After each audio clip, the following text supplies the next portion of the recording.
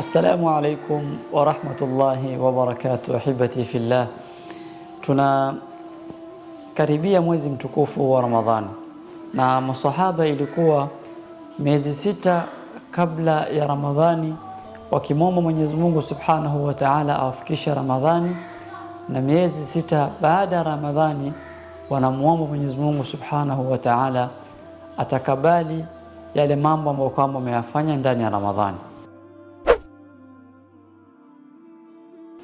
Kwa njia ya kwanza ya mtu kujitayarisha na mwezi mtukufu wa Ramadhani ni kumuomba Mwenyezi Mungu Subhanahu wa Ta'ala aweze kumfikisha katika huo mwezi mtukufu wa Ramadhani.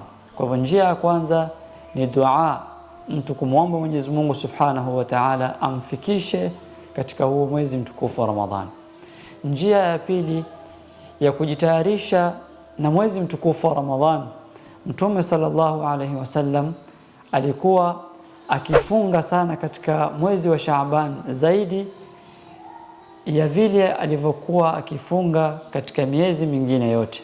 Masahaba anasema Mtume alikuwa akifunga katika Shaaban mpaka tunadhani ya kwamba Mtume hatafungua, kuonyesha ya kwamba katika miongoni mwa njia ya kujitayarisha na Ramadhan, Mtume sallallahu alaihi wasallam alikuwa akianza mazoezi yake mapema katika mwezi wa Shaaban ili Ramadhani ikifika awe tayari yeye amezoea.